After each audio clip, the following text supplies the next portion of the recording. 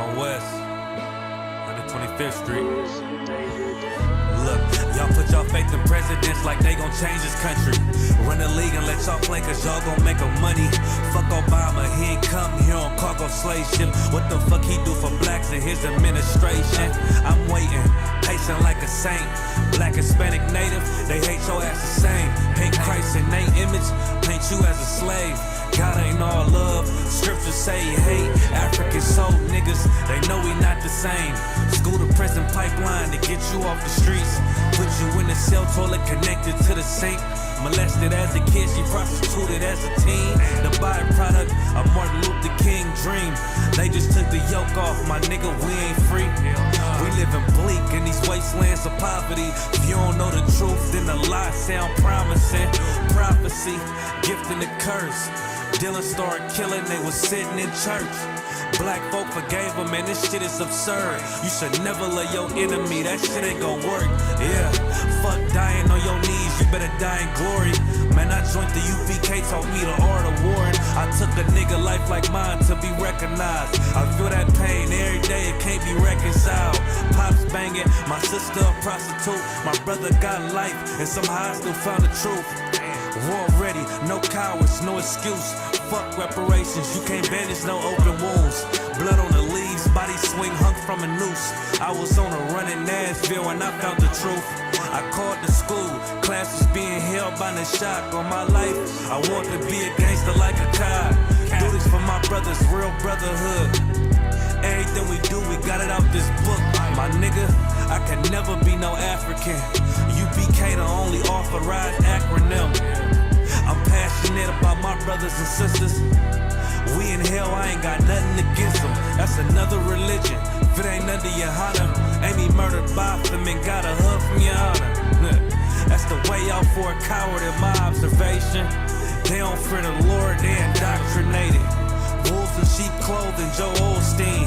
Real priests bringing back black royalty.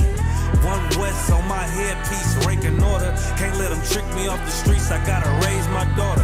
I got brothers at the border ducking ICE agents. I got the name change, it was life changing. My family thought it was a game, put on all black, they said I was going through a phase. It's more of us in jail than it was slaves. Chose by the Lord, we could never be the same. Soon as they born, the wicked go astray. They left the truth, they wasn't with us anyway. Niggas weak, they just saying anything to be truthful. We don't want no cowards anyway. Look, coronavirus, that's a plague. You don't get too much sleep when you waking up the dead. First camp, I cut off all my dreads. I took an oath when that oil hit my head. Niggas capping like they lids. I'm a priest, I never stick no fork in no pig. I was dead till I found out how to live. This brotherhood taught me how to be a man. I came back to my roots, I had to dig. A couple gaps I had to bridge. I got a rib, I'm married to this work. You wanna serve the Lord, he ain't in the Christian church. Came back to my roots, I had to dig. A couple gaps I had to bridge. I got a rib, I'm married to this work. You wanna serve the Lord, he ain't in the Christian church.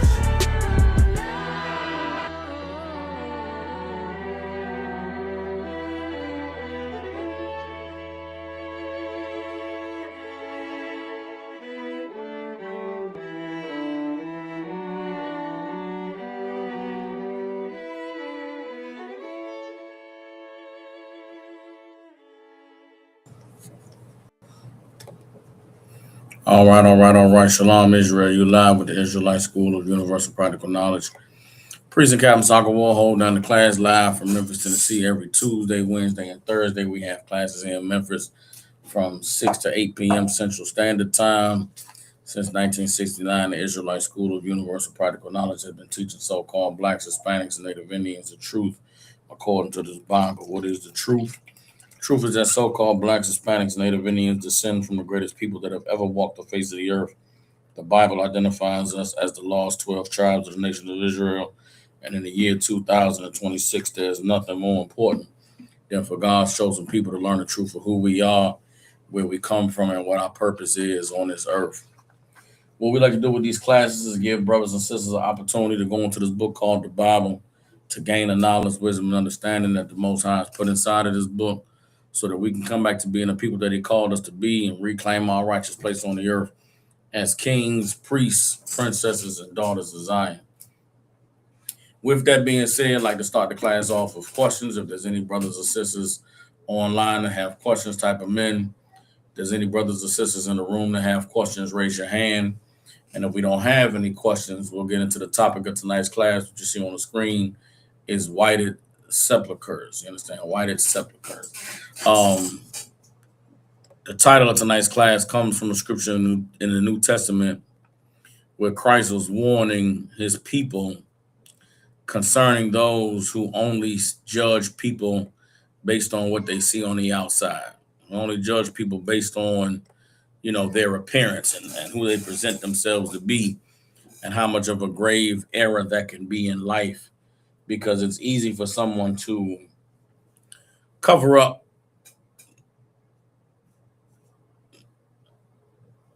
who they really are, to, hide the messiness, hide the evil, hide the wickedness, hide all the things that are going to harm you, and instead show you what they want you to see.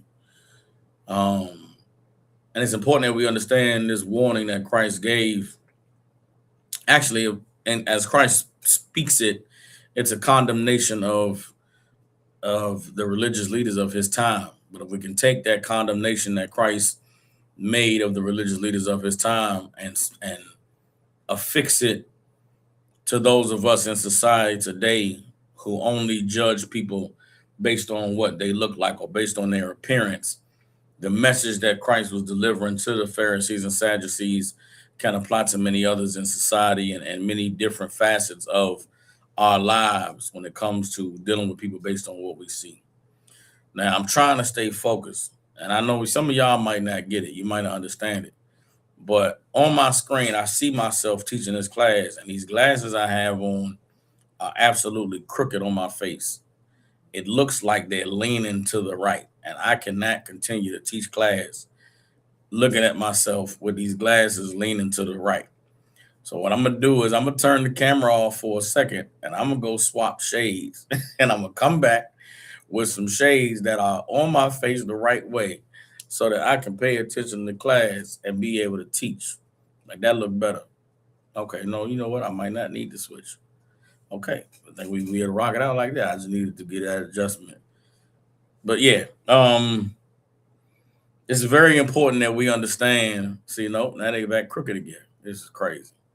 I need y'all. It might just be me. It might just be this one eye I got, but it's looking like the shades is crooked, and I can't teach a class with crooked shades on. So actually, I'm gonna take 30 seconds, y'all. I'm gonna swap these shades out, and I'm gonna get me some other shades. You know what? It might not be that they actually crooked, but the way the light is reflected on them, the light making it look crooked. You know what I'm saying? So like, I just can't do it. Y'all give me 30 seconds. I'm gonna take the camera off. I'm gonna swap out, and we're gonna pretend that I did not say nothing about these crooked ass shades I got on. Y'all bear with me 1 second. This shit crazy. It's a lot. I can't do it. I cannot fade it. Let's see. Hold on. Maybe I could do. Maybe I could do the glasses. I'm gonna try to. I'm gonna try to the clear bifocals. See how they look. Shout out to sister Shakaya. She the one that got me these clear bifocals. I got the little camera lens on there. It's easy for me to look in the camera. Let's see how that look. Oh no, hold up. Ah yeah, we can rock out with that. There we go. See, you know what I'm saying? I'm straight. It was looking crooked with them shades on. I couldn't do it. All right. This class is going to be important because a big problem that we face in this society today extends from us having learned how to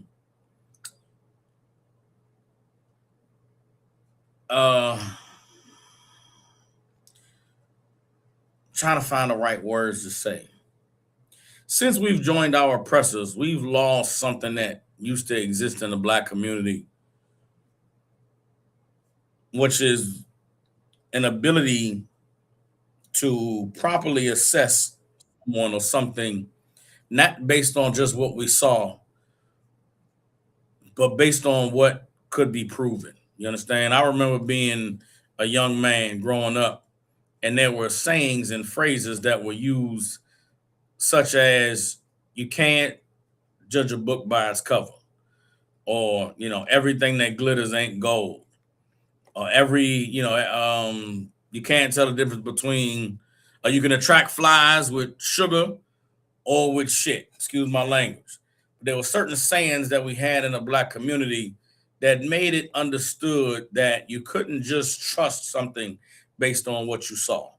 And that was back in the days where you had elders in the community. You had older black men, older black women that would give that wisdom to the younger kids, to the younger generations about, just being mindful that not everything that appears to be good for you is good for you. If y'all could in the chat, give me some of those old sayings that you used to hear. Officer 5,000 Mata Bar, you hear, you could be heard if you got something. Mata Bar just dropped off. Any brothers out there, if y'all want to jump in to read for me, I'll put the link in the chat. I'll repost the link in the chat. If any officers, any young men, troopers want to come up and read, y'all just join the link and y'all can hop in. I'll put you on so you could be heard. I'm not gonna put your video up there, but I'll put it in so you could be heard. You understand? But I want y'all to give me some of them sayings you heard from older people growing up about, everything ain't glitters is gold, or not everything that's not everything that's shiny is good for you. Some of them sayings that made you understand that it wasn't good to just chase after everything that appeared to be good. Or you couldn't just deal with a person or deal with somebody based on, how they appeared, but you had to actually check the spirit of somebody. The ones that I got is everything ain't glitters ain't gold, right? Or you can attract flies with sugar and shit. Or you can't tell the difference between sugar and salt. Some of them old sayings that really drove home the point that you gotta, use discernment and really examine something and examine someone before you decide to trust them or to deal with them versus just going after what you see. All right, Sister Anaya said, Sister Kapanas, I said the grass ain't always greener on the other side. That's a good one, right? You understand? Sister Nazar Mana said, if you lay down with dogs, you wake up with fleas. There we go. You understand? Sister Anaya said, bought sense is better than no sense. Those are good ones. Those are some of them good old sayings that the older generation used to give to us to let us know that everything out here ain't sweet, man. Everything that look good don't mean it's just, there's another one. Just because it might look good don't mean it's good for you. We used to have that kind of wisdom, man, and it made us think twice about different things that we would do or decisions that we would make. But it seems like a lot of that is lost on this present generation, especially with the social media and the phones and the dating apps. And it just seems like everybody is caught up on appearance. Everybody is so drawn to what they see that they don't even stop to really think and analyze situations and people before they get involved. And that's been to our detriment, man. You understand? And I believe it's a result of us joining our oppressor that we lost that understanding that the things that are worthwhile, the things that are good in life, don't always look the way that you want them to look.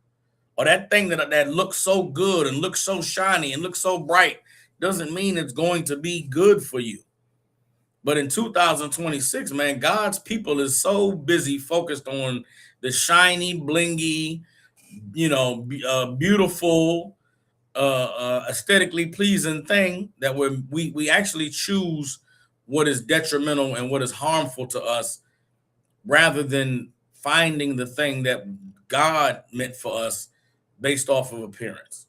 And that's a grave mistake. And that's what today's class is going to be about. A big part of, what we have decided or determined is beautiful or aesthetically pleasing or what we lust after. So much of it is tied to your lust. And lust is not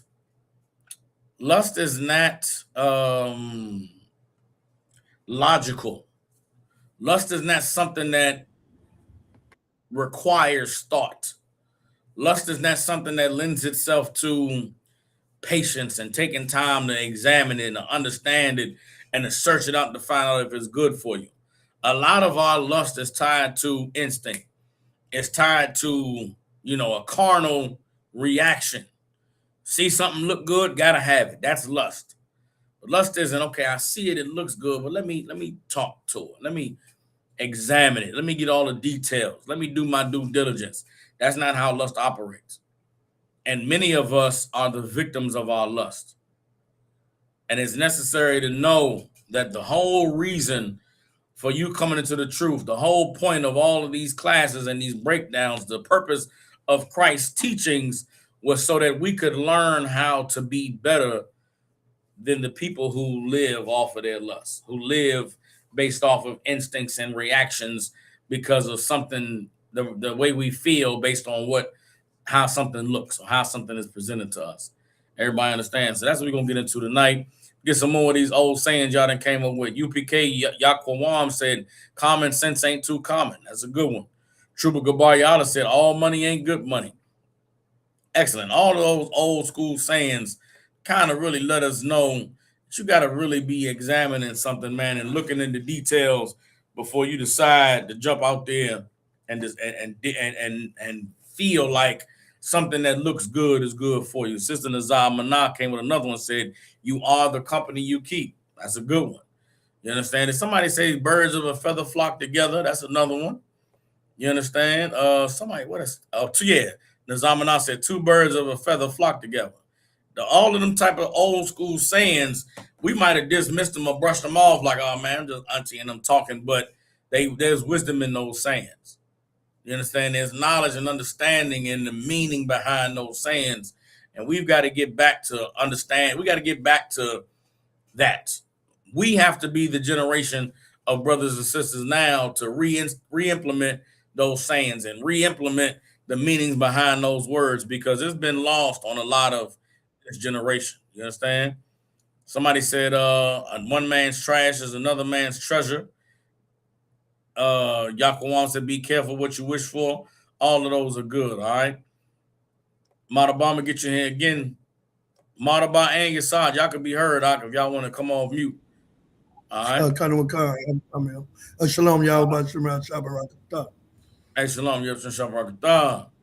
Also, Madaba, if you come off mute, you could be heard. All right. But as we go ahead and get into this topic, man, let's get the first scripture. I got Matthew chapter 23 and verse 27. This is Christ speaking to the Pharisees and Sadducees.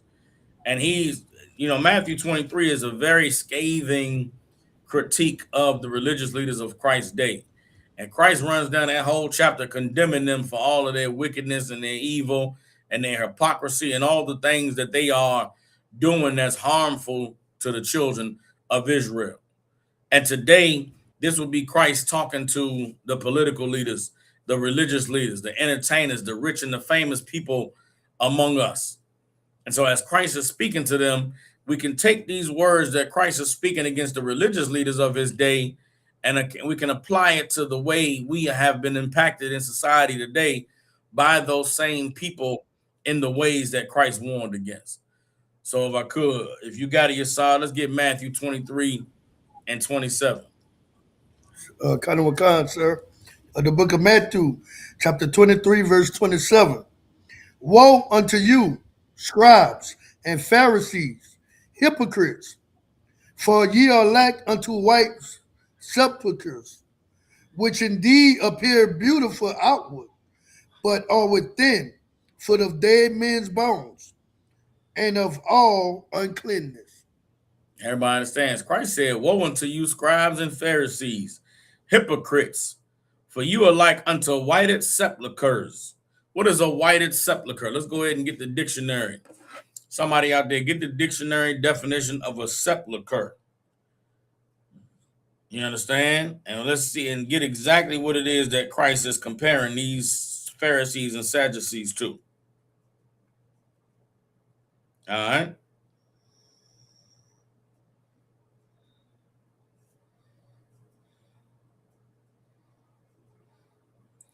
All right, I got it. It's right here in the Merriam-Webster dictionary. The definition of sepulcher says a place of burial, a tomb.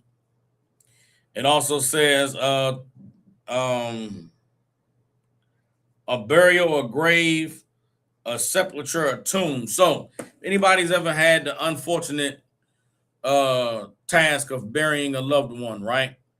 You take your loved one, they pass away, and you go take them to the cemetery. Come on, man. You got a loved one that passed away. You take them to the cemetery and you put them inside of the grave. Some family, if you got enough money, that person who you love that gets buried, they'll get buried in one of them big white tombs, one of them big stone structures in the cemetery. They got a big door that gets closed on the outside. The loved one get to go in there and they lay the casket in there, lay the body in there. Christ is saying that these Pharisees and Sadducees are like the sepulcher, meaning they look beautiful on the outside. That big burial tomb, it gets cleaned up. You know, they put statues on the outside, put engravings on it, and it looks beautiful. But what's on the inside of that sepulcher? What's on the inside is a dead body that's rotting away. And it's all manner of disease and uncleanliness. UPK Yakawan said a mausoleum. Excellent. Mausoleum is an excellent example of a sepulcher. Christ said that is what hypocrites are.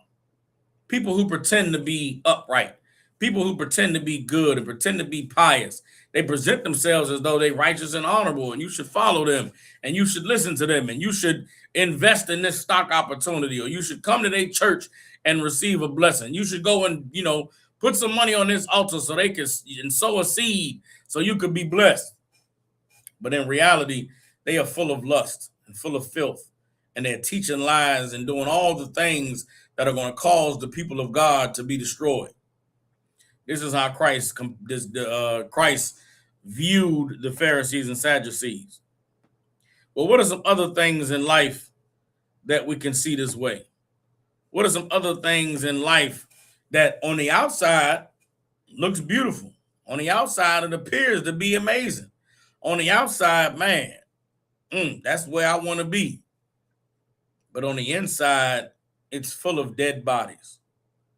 On the inside, full of uncleanness, full of everything that is diabolical and evil, and that is going to cause you to be destroyed. I'm talking about none other than an evil woman or an evil man. You understand? Sister Anaya says, "Salagi, sir, so can lust be something like isn't carnal or sexual? Like, could it be a yearning to fill an emotional void?" No. Okay, let me not say no. Just hold on to that question, Sister Anaya, because as we go through this class, I'm going to break down what many people lust for, what many people are attracted to, even though they think what they're attracted to is what they see on the outside. You understand? Christ is saying the leaders that cause us to suffer, the leaders that cause us to be led astray, the leaders that teach us all the things that take us away from God, they look beautiful and they look glorious, which is why we like them. You understand? Think of your Christian pastors, your preachers. Think of the entertainers that we follow, the politicians. What are the requirements for you to be a leader in the Black community, for Black people to actually follow you? The requirement is for you to go ahead, Yasar. Oh no, Salaki. This more dealing with the sister question. I was going to ask you with Romans 7:7 when Paul say, "I didn't know what lust was until I read Thou shalt not covet." So is lust could be going into covet according to that scripture? Romans 7:7. It could, but that's not on the topic, right? Okay, all right. That's a good scripture, but not on the topic. The topic here is wanting to be a part of something or wanting to join yourself to something because of how it looks. The point Christ is making is you make yourselves look good, but on the inside, you're pieces of shit. Excuse my language. Pastors make themselves look good. How? $1,000 Gucci shirts. $1,300 Louis Vuitton outfits, a big ass purple robe that's made by Tom Ford, right? The pastor drives up in a Rolls Royce, drives up in a Bentley, drives up in a super expensive Cadillac. Why? Because he's making himself look good, making himself look rich, making himself look glorious. And what do the people do? That's a man of God. That's whose church I want to sit in. That's who I want to listen to preach a sermon. Why? Because he's rich and has money, God must be with him. Because he's rich and got money, he must be blessed. That's how we determine who our spiritual leaders are going to be. When it comes to voting, black people, they love to tell us to vote. What do the politicians who we vote for look like? Before a politician can come out before the people, what must he do? He must go get him a nice suit. He got to go get that haircut and have a shape up. He got to look like he's getting money. Why? Because he's going to go to poor people and tell poor people, trust me with your vote. I'm going to get you some money. What makes the poor people think he's going to get them some money? Because the nigga look rich. He looked like he got money already. Did everybody see how Christ is warning against us judging someone based on their appearance? He's warning against us being duped by how somebody looks into thinking that how they look is a reflection of who they are. Because although they look good, on the inside, they full of dead bodies. And the inside, they are the reason why people die. Because of what's on the inside of them, they are the cause of people being destroyed. Because of what's on the inside of them, they are the cause for all the dysfunction that exists with it for the people. What else in life can we look at and judge the same way that Christ is judging the Pharisees and Sadducees? What else looks good on the outside and looks beautiful, looks pleasing, looks like something you want to join yourself to, that on the inside is the cause of death? On the inside is the cause of pain and hurt and frustration. It's talking about, I'm talking about men choosing women and women choosing men. As a man, there is a woman that you'll see out in the street and you'll say, damn, man, she look good. When a man says, damn, she look good, what is a man usually talking about when he see a woman and say, damn, she look good? Now, I got nothing but men in this class right now. There's some sisters in here. Sisters, y'all can chime in too. Men, when you see a woman and you say, damn, she look good, what are you looking at? What are you saying, damn, that looks good about? Salaka, sir, would it be like her body? Just the outward appearance? Look like her outward appearance. You see that body, you say, damn, huh? See them thighs, you see them hips? Damn, she thick, she fat. You understand? What's some other things we say? UPK, your soft said, Salaki, I think I heard the rapper Future say something like, dress it up and make it real for me. Look, Future said that. You understand? So you see a woman, you say, damn, she looks good. She got a nice body. How do you know she has a nice body most of the times? How do you know a woman got a nice body most of the time you see it?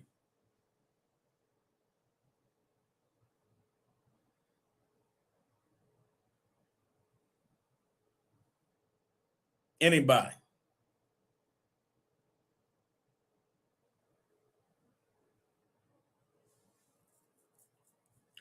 For time's sake, usually you see a woman and say, damn, she thick. You know she got a nice body because she ain't got too many clothes on. You know she thick because she's showing it already. UPK Yakuwam, she's showing it already. You understand? Sister Shawba said because it's on display. You know that woman got a body because you can see it. Nowadays, you know, what are some things that women do to accentuate themselves, to make themselves look like a whited sepulchre, to make themselves look good? You might notice the woman's makeup. You might notice her hair, how her hair is done. You might notice, you know, her nails did or some jewelry on. You'll look at a woman's outward appearance and you'll say, damn, man, she beautiful, man. She thick. She got that hair looking good. She got the nails done, them feet done, got the lip gloss popping, got the makeup on.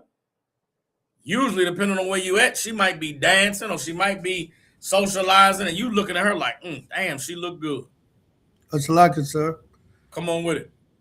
Would it be the eyelashes too? You know It how could they be the put the long eyelashes, all of eyelashes? that. Women, It's a the lot. I women think out there. Officer Malabo, Go ahead. no, I was about to say, I think Officer Malabo say it say waiting on the host or somebody to let him up.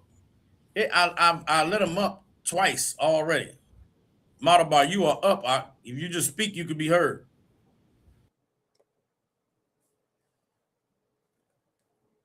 Matabar. Right now, if you speak, you could be heard. Hey, Salakia, Shalom, Yahweh Shem Shalom. Shalom, there you go. You good? Come back off mute. You went back on mute, Matabar. Come on, Khan, I'm good. I'm good right now. But All right, Most High Christ. Yeah, you could be heard now. As far as you were saying with the women, you know, they go on TikTok, they show off their body, they do all these things to look good on the outside. Absolutely. So because women dress themselves, okay, you see a woman that's dressed up on the outside, right? Got her hair done, nails did, booty popping, breasts out, all of the things that you look at and you visually are attracted to. How do you find out if she is what she appears to be or if she's a whited sepulchre? Now, as brothers are thinking about that, for the sisters out there, sisters, you see a man, you meet a man. What is the thing that draws you to a man, that makes you attracted to a man? Most of you sisters in here, you have husbands. So when you first met your husband, what was the thing you saw, the thing you liked that made you say to yourself, man, okay, I might get down with this brother? What are some things, brothers, that we do to make ourselves look good, to, make ourselves attractive to women? What are some of the things that us men do, so that we can appear to women to be what they want? I want you brothers to put it in the chat. Type it up. What are some things that men do to make themselves, attractive or outwardly beautiful to women, so that women would want us, so that women desire us? Brother Yesai said groom. Okay, get a haircut, right? In the world, get a shape up. Hell, go get your hair done, get your hair braided, right? You get your hair cut. What some other things brothers do? Throw that fit on, right? You go get you some nice clothes, get you something, get you something. Back in the day, I used to wear Coogee. I always been a big cat. You feel what I'm saying? So Coogee was my thing. I throw that Coogee on, you know what I'm saying? Go get a haircut, smell good. Sister Kapadas, I said smell good. Young man Thomas said dress up nice. Because upon said put them garments on, so you go get fresh, right? When a woman sees you and you looking good and you smelling good and you're well groomed, what can a woman do to tell if you are actually a good man or you just a piece of shit dressed up nice? How can a woman tell? Brothers, you meet a woman, she looking good. How do you know she's a good woman and not just a whited sepulchre? Ashbak and Ramya said the jewelry. Don't forget the jewelry. Don't forget the bling. You understand? Yaquan said work so you got paper. Yaquan said he go to work to get money so he can get a woman. All of those things are valid. My question is, if everyone is dressing themselves up, if everyone is making themselves look good, if everyone is putting out an appearance that they know women will like, that women know men will like, how do we know whether or not what we're seeing is actually what's good to us? So I'm seeing some different options. I'm seeing Yesad said conversation. Sister Shekiah said her husband was helpful at work. She he was helping at work, so she was like, all right, he could get it. You understand? Young man Thomas said, talking to her. Sister Anaya said, the ability to hold a conversation, does that count? Yakawam said, you got to vet a person. Akal Sapon says, from what they say. Officer Matabar says, by the works that she does. You understand? Well, all of those are answers. I hear what all of y'all are saying. Here's what you should say. Here's what you should know. What you should know is that 99% of the people that you meet in life that are well dressed, well put together, smelling good, looking good, they are whited sepulchres. This society that we live in has taught everyone, has, indoctrinated and educated and made a way of life inside of everyone's mind that you must present yourself as a whited sepulcher. Everybody understands? You cannot decide if a woman is good based on how she looks. 9 times out of 10, the women that look the best are the worst, because they know that all they have is how they look.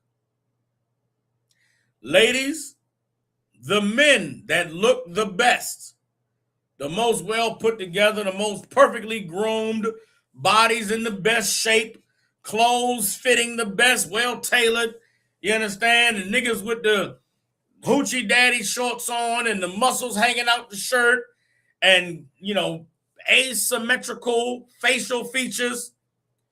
That nigga's a whited sepulcher. He makes himself look so good because that is all that he has. Do you understand? So if you can't judge someone based on how they look, then how are you supposed to judge them? If you can't like someone based on what you see, then what can you like them based on?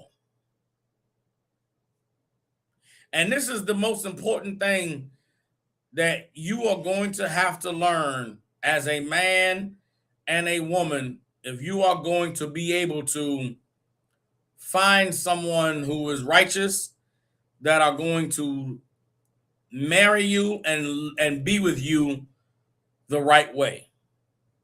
You cannot have a good relationship based on liking what you see. It'll never work. And what I'm saying is damn near the opposite of how all of us been raised, that it sounds like what I'm saying is you got to like somebody ugly. That's not what I'm saying.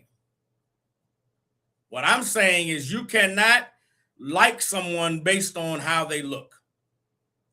As a man, you have to be attracted to a woman because of who she is, not because of how she looks. As a woman, the man that you choose to give your life to, you have to learn to like that man for who he is, not for how he looks. Because if your love or your like for someone is based on how they look, then you are playing yourself. You are playing yourself. You understand? Let's read. Let's get 1 Samuel chapter 6, verse 16, verse 7. Get 1 Samuel chapter 16, verse 7. Christ said, those who make themselves appear as the whited sepulchres are inside full of dead men's bodies and of all uncleanness. We are living in a society, in a time where the people who look the best are the people who are the worst. Which is why so many problems exist within our relationships. So many problems exist within our community. So many problems exist within the leadership ranks, politically and religiously in our community, because we are choosing who we serve based on something that goes against God. Everybody understands? So let's go ahead and read. Let's get 1 Samuel chapter 16, verse 7. Yesad, you got it? Kind of a con, sir. Come on with The it. book of 1 Samuel, chapter 16 and verse 17. And Saul said unto his servants, provide me now a man. Hold on. 1 Samuel 16 and 7. Oh, Salaka, sir. The book of 1 Samuel, chapter 16, verse 7. But the Lord said unto Samuel, look not on his countenance, or on the height of his stature, because I have refused him. For the Lord seeth not as man seeth. For man looketh on the outward appearance, but the Lord looketh on the heart. Everybody understands. The Lord said, I have looked not on his countenance or on the height of his stature, because I have refused him. For the Lord sees not as man sees, for man looks on the outward appearance, and the Lord looks on the heart. You understand? And this was the Most High talking to Samuel about who he chose to be the leader over our people. When you come into the truth, the goal is for you to learn to see things the way the Lord sees them. The whole purpose of coming into the truth is to become of the same mind and the same spirit of the Most High in Christ. As a brother, you cannot look at a woman and choose a woman based on her outward appearance. You cannot look at a woman and choose her based on her stature or based on her countenance. Meaning what? You, in order to become who the Lord called you to be, you have to be a man that does not even see a bad bitch for how she looks. A woman that is understand what I'm saying? In the world, everybody want a bad bitch. Everybody want a hoe that's fine, man. Everybody want that, that pretty complexion, that soft skin, that nice thick body. Everybody want them, them curves and that tight fitting clothes and the jewelry and the things that look good. Guess what? That woman who looks so good and dressed so well and curves are so tight. She's suffering from low self-esteem. She's suffering from depression. She's suffering from abandonment issues. She's been, abused and taken advantage of. And you should know it because you see her dressed half naked in the streets. You see her looking physically beautiful, looking and knowing, man, she stood in the mirror and she knew she was going to be the finest one out tonight. That is a red flag. That is a woman that you have to see and say, it looks good, but it is not good. It looks like a whited sepulchre, but on the inside, it's full of dead men's bodies and uncleanness. You understand? You sisters, you have to learn to become a woman that does not fawn over a man because of how tall and strong and in shape he is. You got to become a woman that does not fall in love with the brother who all the women fall in love with because he's so handsome and he's so fine. Because that man who's so handsome and so fine, guess what? He doesn't have any conversation for you. He doesn't care about your wants and your desires. He doesn't care about your dreams and the things that you aspire to be. Why? Because the women that he deals with only care about having sex with him. And so he despises women and looks down on them because they're so stupid and gullible. Officer Martha Boss says she will F anyone. Don't you know that a man who says to himself, this woman will F anyone, guess what he's going to do with you? All he's going to do is F you. Because that's all you want. As a woman, if you're going to choose a man and be with a man, you got to choose him based off of something other than how fuckable he is. You got to choose him for something other than how moist he gets your panties looking at him. You got to find out what's in that brother's spirit, what's in his mind, what are his aspirations and his goals in life. What does he want in a woman? How attentive is he? How much conversation does he have? Does he care about the things that you care about? Does he listen to the things that you have to say? So many of us are just focused on what satisfies our lust that we miss all the things that are warnings that this person is just going to have sex with you and that's it. And why would you come into the truth to be a man who only deals with a woman that just wants to have sex? Why would you be a woman and come into the truth to deal with a man that just wants to have sex with you? Isn't that what we always dealing with in the world? My whole life, you know what I've run into? I've run into women that just wanted to have sex with me. Why? Because I made sure that I looked good. I made sure that I smelled good. I made sure that I moved and talked in a way that would make a woman want to have sex with me. My whole life, I've met women that just wanted to have sex with me.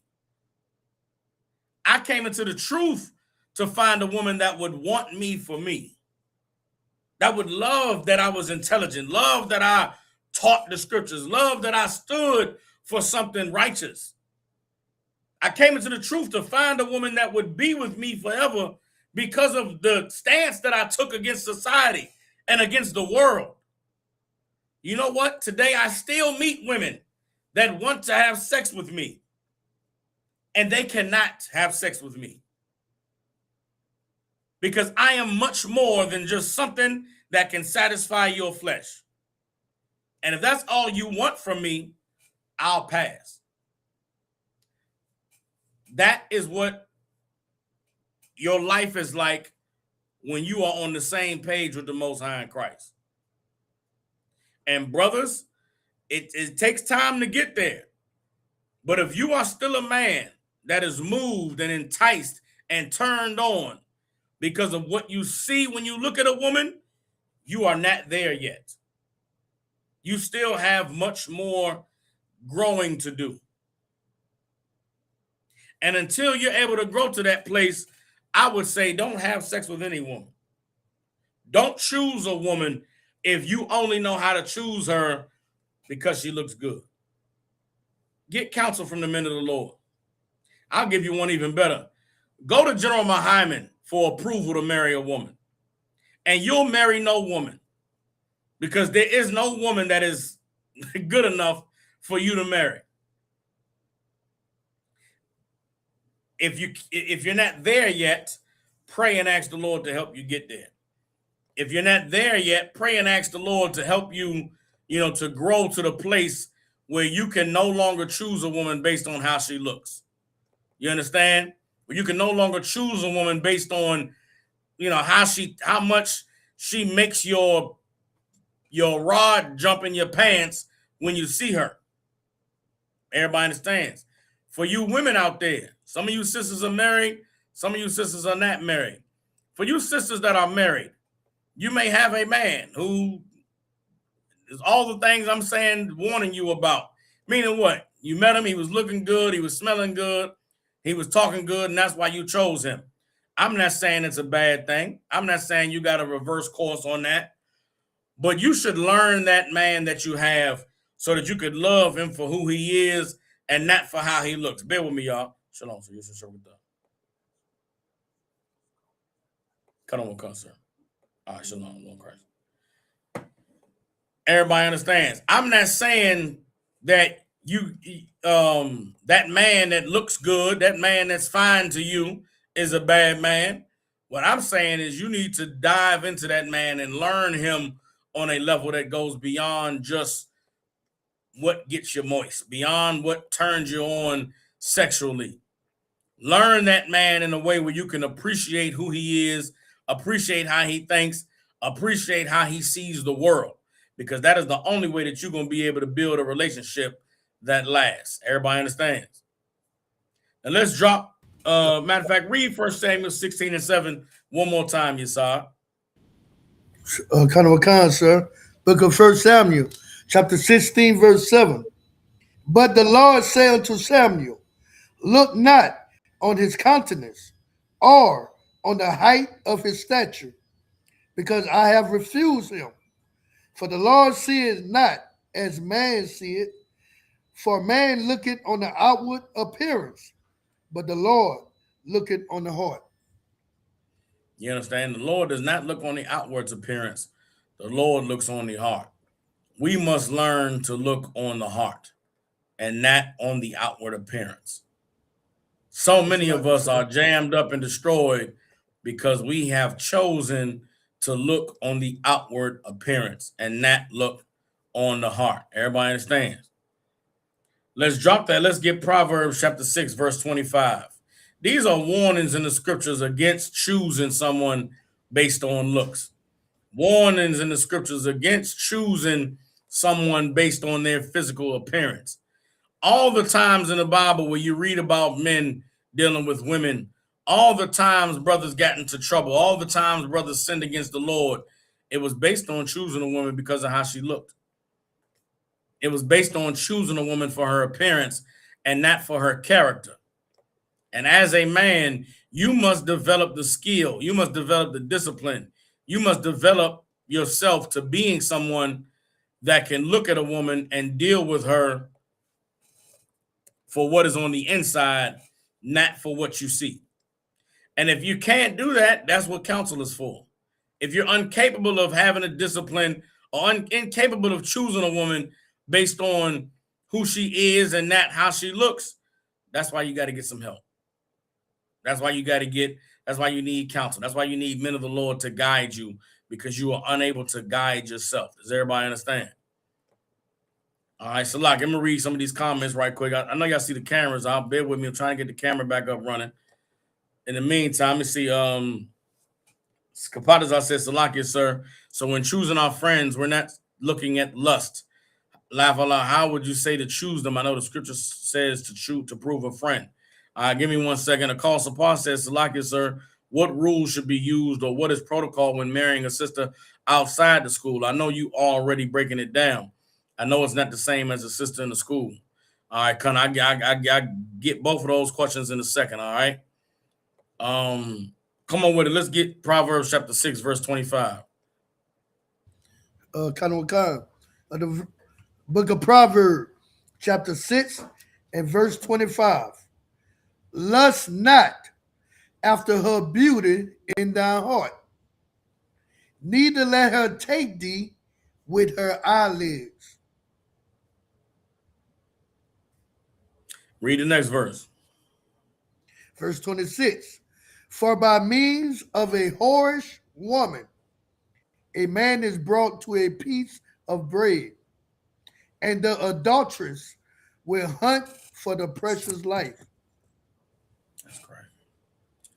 Read it one more time.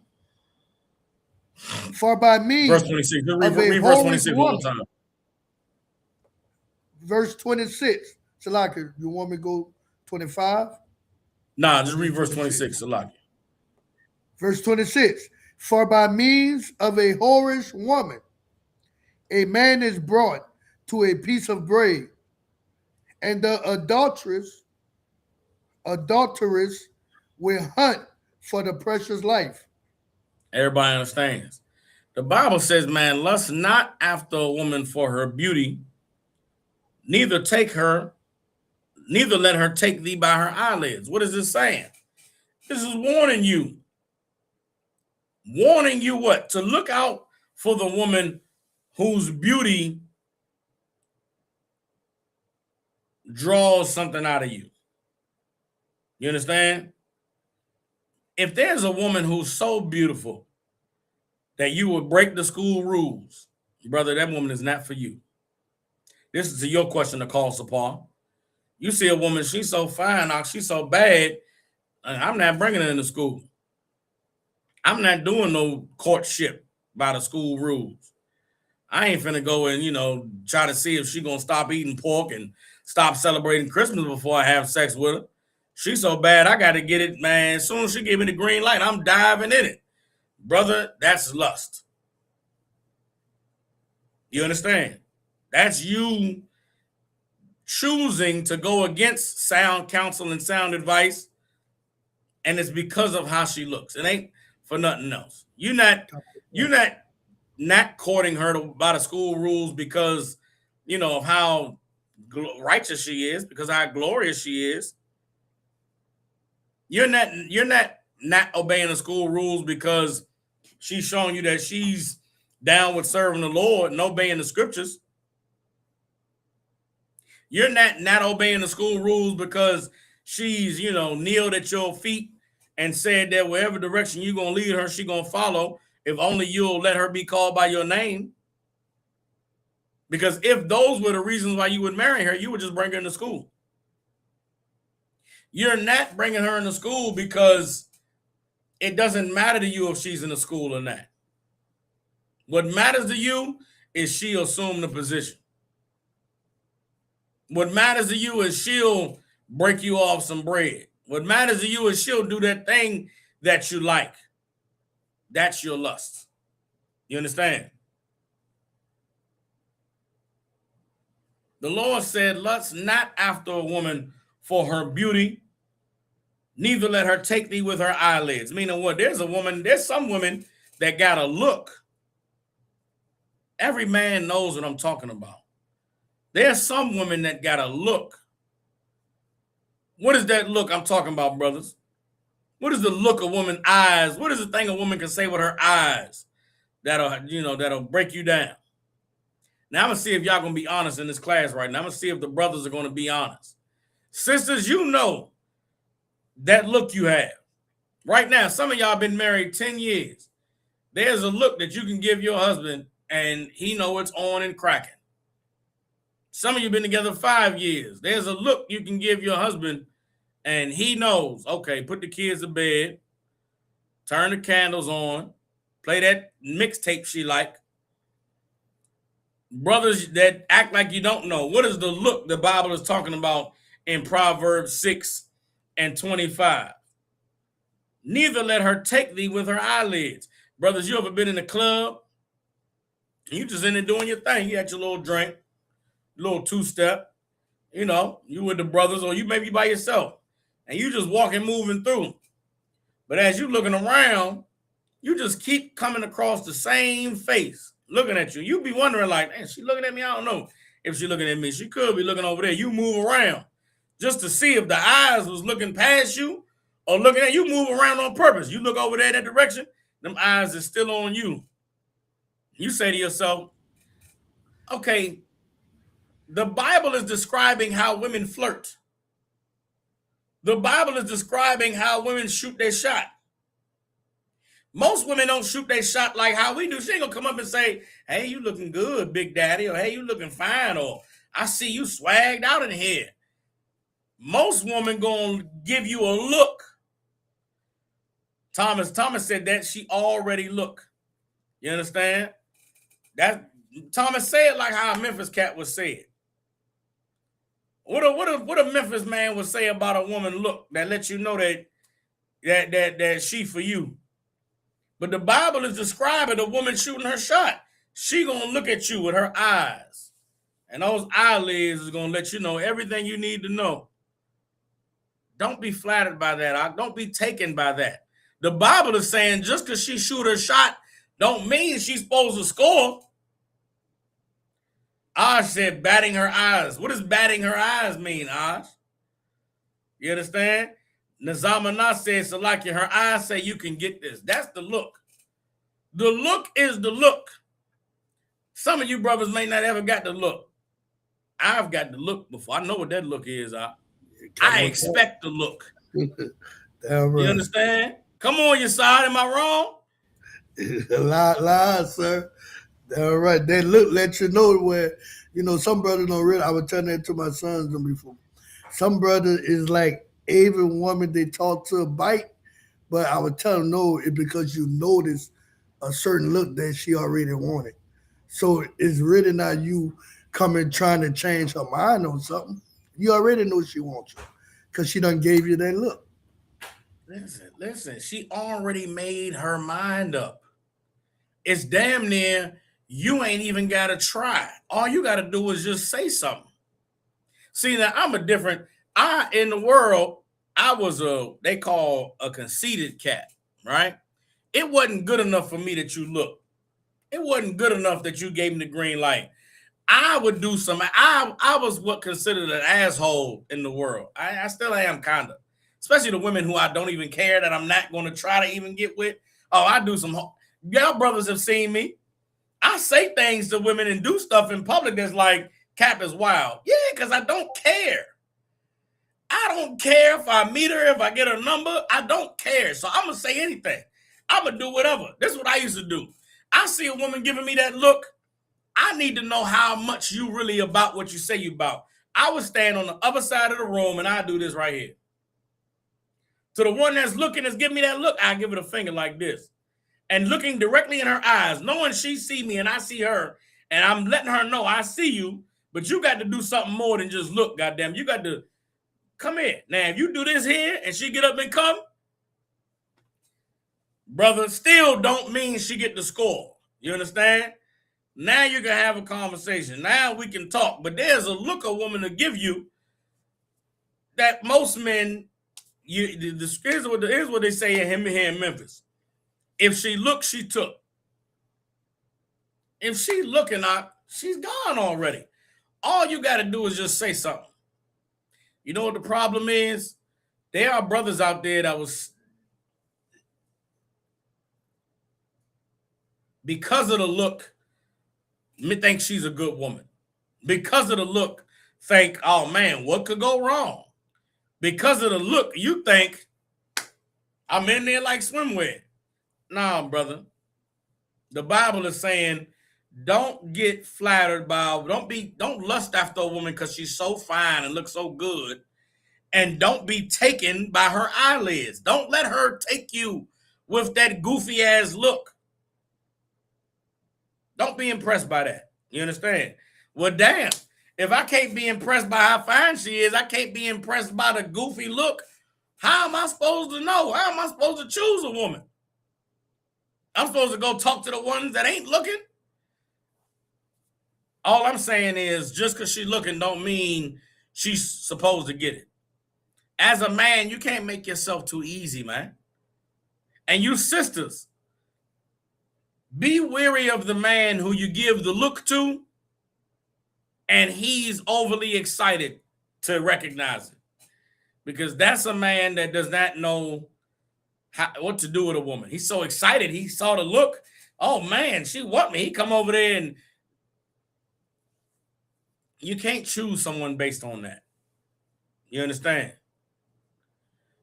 The Lord intended for our attraction to what's good for us to be deeper than what was pleasing or satisfying to the eye. If you're still living based on choosing someone based on how they make you feel because of how they look or because of how they look at you, then you're missing the point. Everybody understands? Let me read verse 26. So what happens if you do choose a woman, lust after a woman for her beauty? Or you choose a woman because you get caught by them eyelids? Verse 26 says, for by means of a whorish woman, a man is brought to a piece of bread, and the adulteress will hunt for the precious life. What is this talking about? What is verse 26 saying in Proverbs 6? For by means of a whorish woman, a man is brought to a piece of bread. Somebody break that down for me.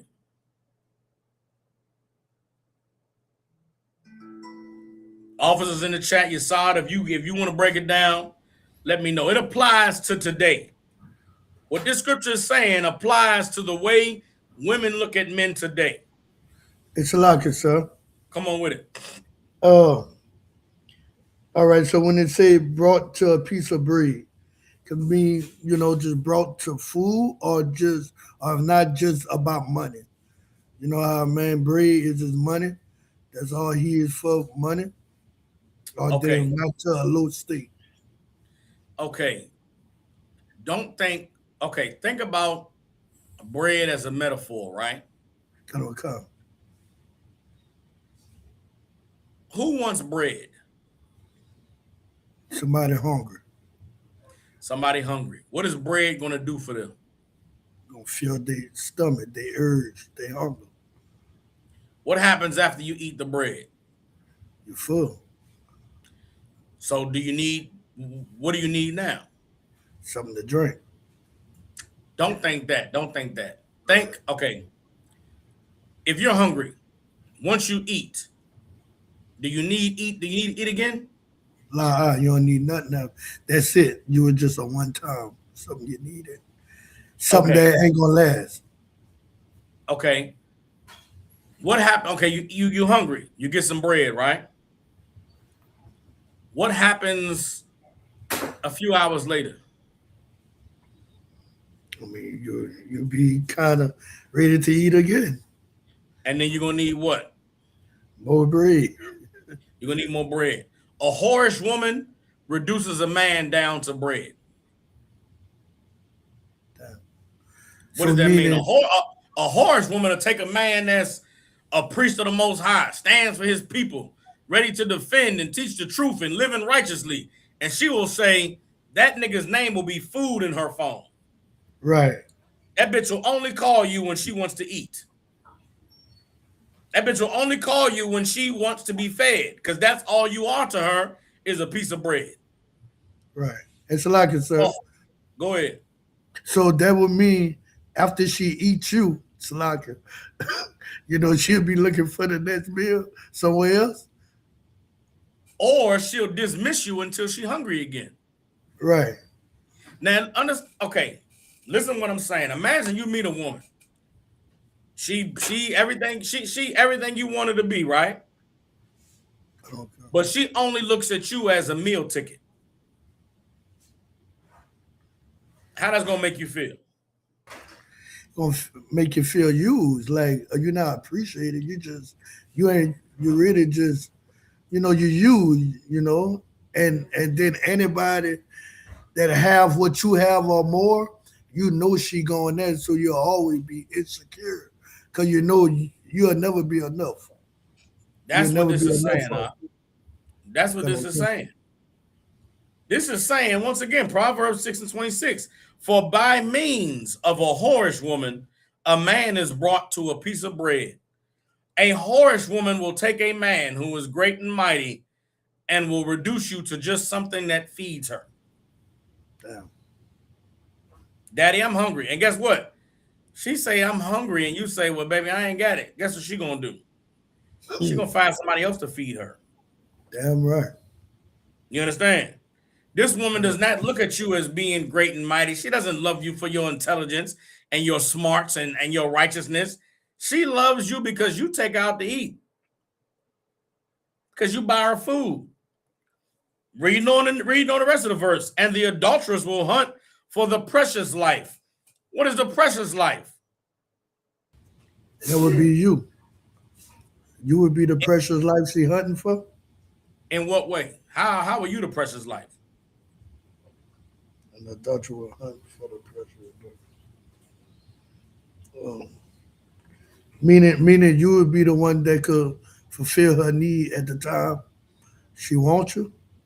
Okay, you on it. Just think you on it. But more to the point, a hoe is always looking to trade up. Right. All right. A hoe is always looking for the nigga that can upgrade her. Most hoes don't have sex with lesser men than who they with. Right. Most hoes have sex with men that's going to do better for them. What's the It's a lot. song that everybody else singing now? Where all my scamming ass niggas at? Getting that go-yard bag. Spend that shit. We live in a society where they reducing men to a piece of bread. Damn. Right. You meet a chick, you looking good, smelling good. The bitch say, you got some money? Damn, bitch, all I am is money to you? All I am is some bread? Yeah, I need a man that's going to spend some bread. I need a man that's got some money. That's a hoe. That's a slut. And you know who's talking like that? The bitch you meet that you're lusting after her beauty. You come to holler at the bitch. Why? Because she looking good. What does she say? You got some money? You got some bread? I can't do nothing with no nigga ain't got no bread. That's what this is talking about. Damn right. Now, on the flip side, there are men with bread, men with money who have the good life. And you know what they're looking for? They're looking to buy a slut who looks good, Right. who's sexy and beautiful, so they can use that bitch for her body. And guess what? The nigga with the bread that's going to feed her is not going to care about nothing else. He's only going to give her money and shove penis inside of her and then never deal with her until he wants more of her vagina. Then he'll give her more money. But that woman who getting treated that way who getting whored out by rich men, she'll look at you and say, you got some bread for me? You ain't got no bread. Ain't nothing we could talk about. And now, what the end result is, we're all just using each other. We're all just abusing each other. We're all just taking advantage of each other. The bitch that look good and dressed up with the eyelids is the same bitch that want to use you for your money. But you're the same dummy that only wants her because she look good. You go to holler at that woman. She know you're not coming at her because she got a degree. She know you're not coming to holler at her because you heard she was raised well and she's loyal and obedient. She know you're not coming to holler at her because, you know what I'm saying, she got 2 degrees and she like to stay home. She know you hollering at her because you want some pussy. Excuse my language. And because you just want some pussy, she wants some bread. So what we gonna do, nigga? You got some bread, I got some pussy for you. And if you ain't got no bread, guess what? You don't get no pussy. Now, instead of just saying, well, I don't deal with whores who just want money. You know what men do? Men get mad at the hoes who want to use them for bread and say there's no good women. They just all want men for their money. That's not true, brother. There are good women out here who want a man for the things that he provides that has nothing to do with how much money you make. The problem is you don't want that woman. You don't choose her. You don't choose the woman with good morals and good values with a good head on her shoulders. Why? Because you got to have conversation and really prove yourself to her besides how good you look. And because you're so full of lust, you think that's boring. You think the woman that wants to get to know you, that wants to talk to you and have conversations and really appreciate you and value you for how you think and how you see the world, you think that chick's boring. You think that she won't get your penis hard because she want to talk and have conversations.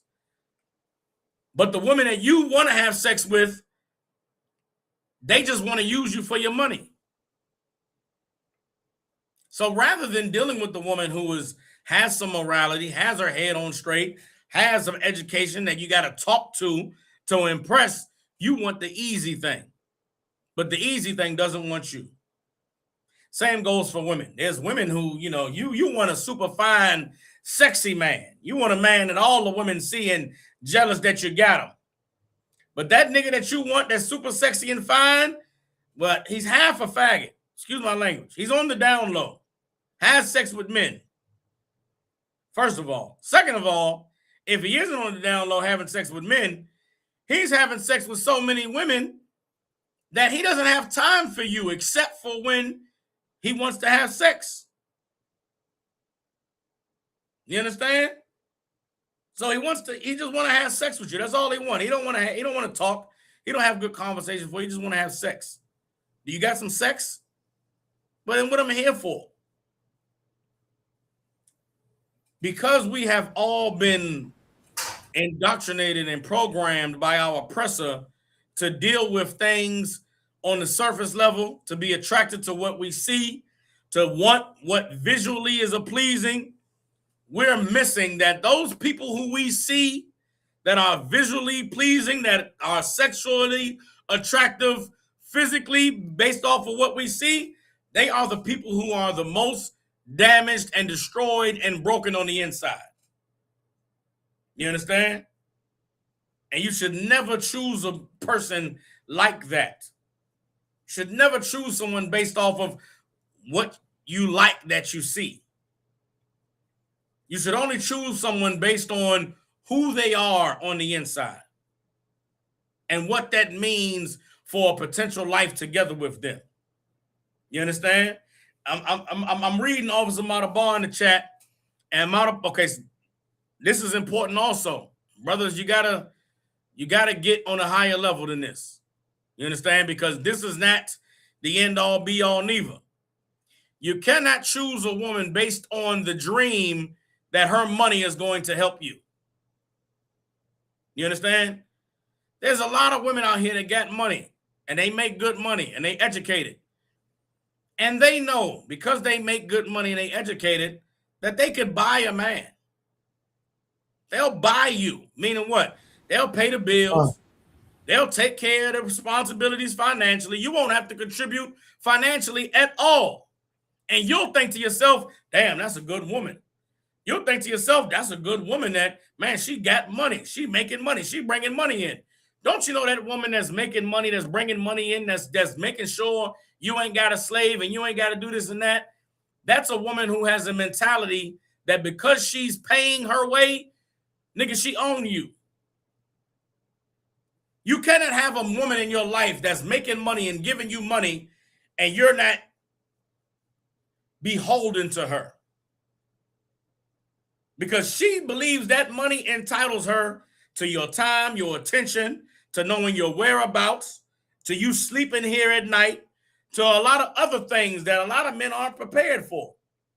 Be wary of any woman you meet that's ready to empty her pocketbook and you haven't even given her a reason to yet. You're playing yourself.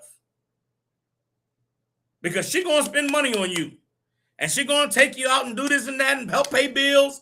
But she's also going to require you to do what she paid for. And I don't know if many men, if you haven't been in this position, it's a horrible position to be in where you are with a woman who bought you. And you got to love and be affectionate and, you know, be sweet and kind, not because of who she is, not because you love her character, you love her mind and how she thinks, but because you chose her because of the bag. It's like being a man whore. There's nothing worse as a man to be with a woman that you gotta be with because the bitch got the money. I can't leave. If I leave, I gotta go be poor. I gotta go be broke. I gotta get a job again. Don't ever fall in that trap, Ak. That's a lot, Never sir. fall into the trap where you gotta be with a woman because she got the bread. You understand? Come on, Yesai. Oh no, I was gonna say that's let some brothers be homeless and that woman run all over them because he don't, you know what I'm saying, that house for her. She pay all the bills. Only thing he could do is play games and you know he can't tell her nothing. She dress how she want, she do go where she want. There ain't nothing he could do. Long as he got a roof over his head. And that's a horrible place to be in. You know what I'm saying? Matabar said, Salaka Cap, I meant more women like what you said. Nah, Matabar, I'm not speaking against what you said. I'm just using what you said and warning brothers to not. I'm making sure brothers don't think that's what you were saying. You understand? Meaning, brother, if you haven't been there, it might seem like, man, if only I had a broad with some money, things would be easier. It will not, my nigga. It will not. The bitch, I don't want to call them all bitches, but the women with the money that's willing to just give it to you, it's because she doesn't have nothing else to offer. Not to say, man, if you meet a woman, you get to know her, and y'all talking and this and that, and you have a financial conversation. You talk about the money and find out what her money, her income is, and find out how many bills she's paying, and if she's struggling to pay those bills or struggling to decide how that money gets spent. As a man, you should be able to present yourself as someone who can take that burden off her shoulders.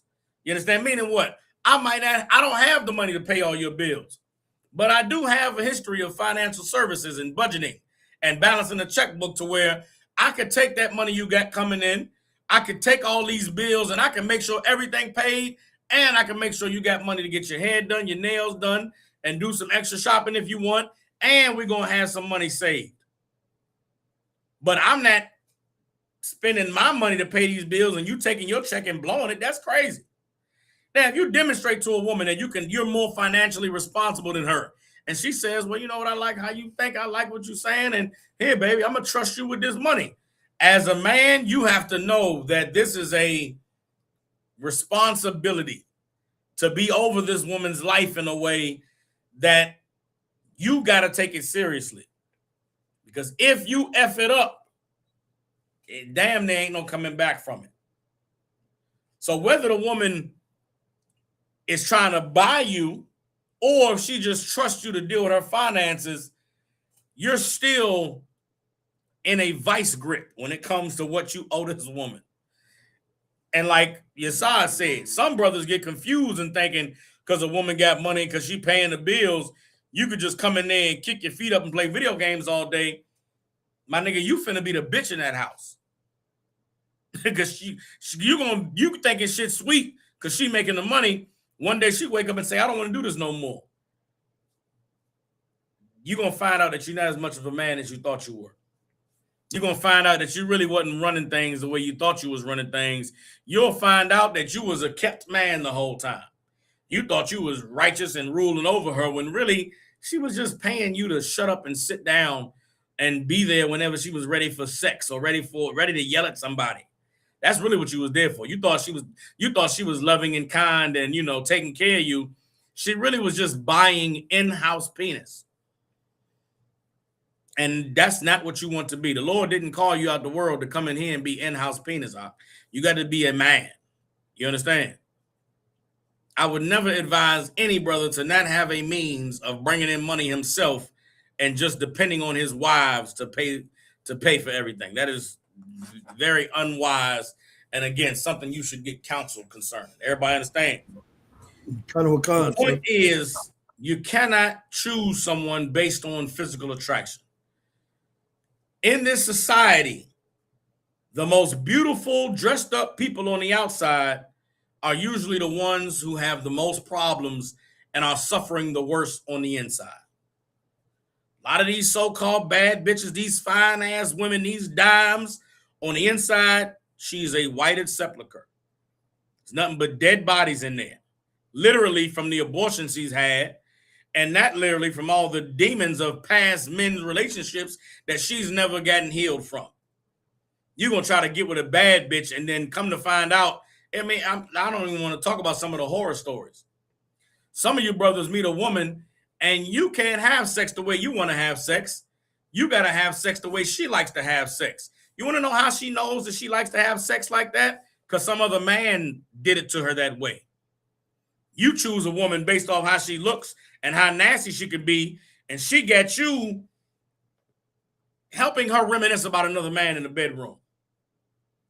Doing shit sexually that you don't even like, you don't even want to do. Why do you do it? Because she bad, because she fine. Why do you do it? To keep her. And the whole time she's telling you, go faster, go harder, choke me. And you like, I don't even like choking. I don't even want to go faster. Nigga, you not even the one she having sex with. She's having sex with a memory. Right. You in there with a bedroom, a woman having sex with a memory of another man telling you to do things that you don't even do. Why is she telling you to do those things? Because she's thinking about another nigga. And there you are in the bedroom using your body to help this woman remember another nigga. How sad are you? How full of bones are you? Don't do that to yourself. Don't play yourself that way. I don't even want to tell you what some of these women go through with some of these men they choosing. You choose a man based off how he looks. He got you licking vagina. Some man you choose, he's so fine, girl. He got money. He do this and that. All your friends tell you the nigga's sex game is stupid. They tell you he lay a foot of rod and do it, 30 minutes. You go deal with some nigga because of how you heard his sex was good or how good he looked. He got you licking other women's vaginas in the bedroom. He having sex with you while other people have sex on the TV screen. And you there just stupid and dumb, trying not to cry and feel embarrassed, but you know you effed up by choosing the wrong nigga. Don't be that way. That's not why the Lord called us to come to serve him, so we could suffer these things. But those are the consequences of choosing a white sepulcher to have sex with. Does everybody understand what I'm saying? Kind of sir. Drop that. Let's get Proverbs chapter 31, verse 30. Come. Of the book of Proverbs, chapter 31 and verse 30. Favor is deceitful, and beauty is vain. But a woman that feareth the Lord, she shall be praised. Favor is deceitful. What does that mean? That favor is deceitful. As a man in 2026, you meet a woman and she's overly sweating you. You got to be like, man, what does this hoe want from me? In the world, men are impressed by women that sweat them. Madaba said the money word was a typo cap. Salakia Madaba. Salakia Madaba, if I went on a rant that had nothing to do with what you was trying to say. He was saying we need more of them women, not money of them women. Salakia Madaba. Madaba, listen, let me apologize. Apologize to priest and officer 5,000 Madaba. If that rant that I went on about brothers dealing with women that got money offended you, I was not saying don't listen to Madaba. So I understand it was a typo, but even in me bringing it up, I was using that to just let brothers know, don't get caught on a woman because of her money. But Madaba is saying it was a typo. He never said we need money out of them women. He was trying to say we need more of those women. So just so I clarified it, if I offended you, Madaba, and ranting based off that typo, I apologize, Oxalaki. You understand? Just so I can clear it all the way up. All right. Favor is deceitful, right? As men, really, we all dream of a woman that's honest like that, choosing us like we the king that we are, choosing us like, we the man that we know we are. But brother, be careful of that. You understand? You got to examine a woman that's overly choosing on you or overly, head over heels trying to prove to you that she's the one for you. You got to examine her and say to yourself, why is she showing me all this favor? Why is she sweating me like this, man? What's really going on? Because it's deceitful. Favor, she could be sweating you because she just want to have sex with you. She's sweating you and, you at work together. She bringing you lunch and going to get your Red Bulls for your break and, always make sure you get your cold Gatorade and you looking at her like, damn, man, she like me, man. She on me. You talking to her at break time and laughing. She laughing at your goofy little jokes. And you looking at her like, damn, man, she might really be, she don't laugh at nobody else's jokes like that. She ain't bringing nobody else, Red Bulls at break time. She ain't making sure nobody else Gatorade cold. You thinking it could be love. You thinking, oh, this is amazing how much she's on me. She's favoring me. You go have sex with her. She never talk to you again. Played yourself. Stupid. You thought a bitch bringing you Gatorade and Red Bull meant that she was worth it. You thought her bringing you a plate of food left over from last night's dinner meant that she was a wife. That bitch was just trying to have you. She just wanted to taste you. Just wanted to touch you. Just wanted to see your face in that private moment. And once she got it, that nigga, he was easy, girl. All I had to do was get that nigga a couple lunches. I just bought that nigga some Red Bulls. He folded like origami. Damn. How shameful is that? How horrible is that? Favor is deceitful. Do not let a woman sweating you be impressive to you. Don't let a woman sweating you make you think that she's worth it. You understand? Playing the long game.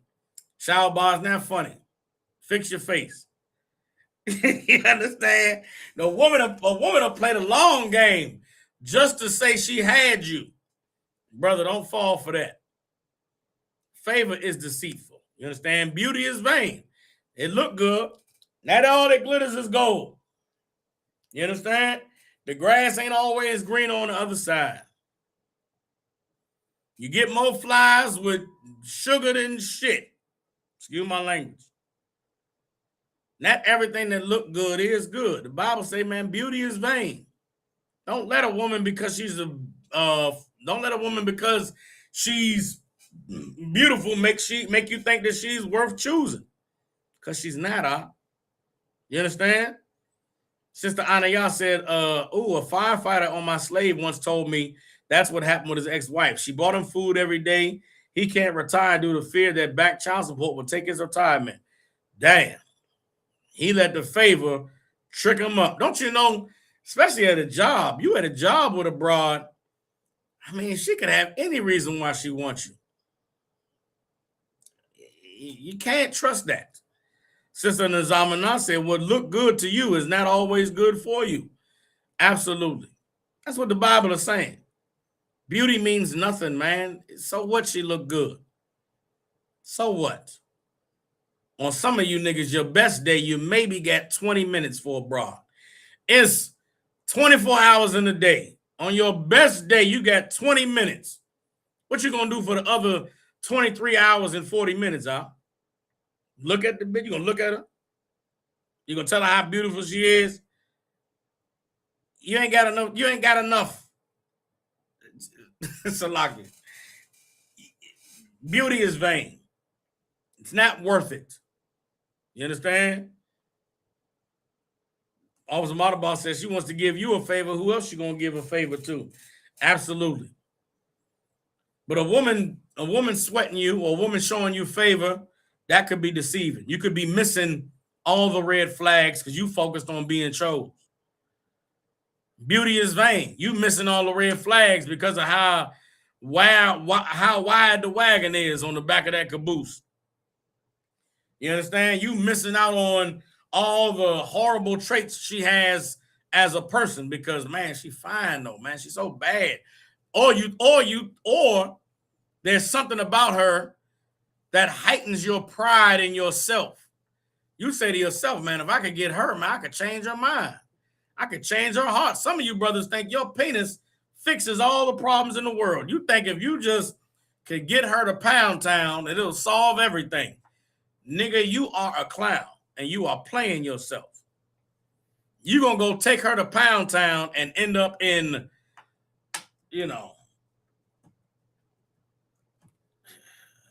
I don't know, some horrible place. You're gonna end up in the Sepulchres. Go ahead with it, Wind up in the pound. Oh no, I'm about to say you're gonna wind up you're gonna in the pound, in the dog pound. You're gonna take her to Pound Town and end up in the pound. You understand?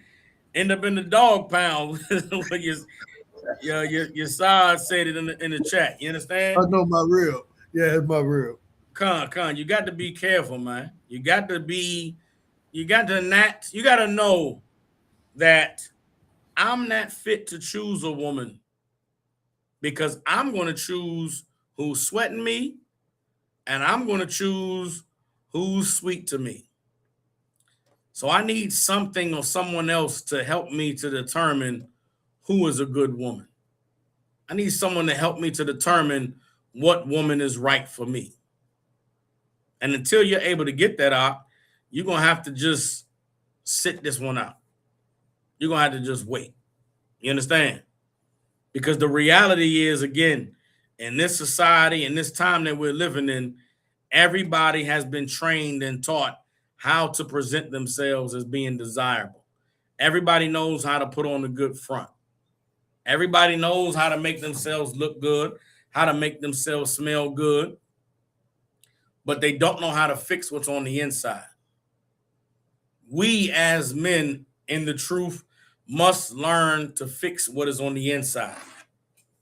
And if we can fix what's on the inside of us, then we can choose women who have fixed what's on the inside of them or who are willing to fix what's on the inside of them. And we'll begin to choose one based off of what we see inside of them, not based on what we see on the outside. Does everybody understand? Let me get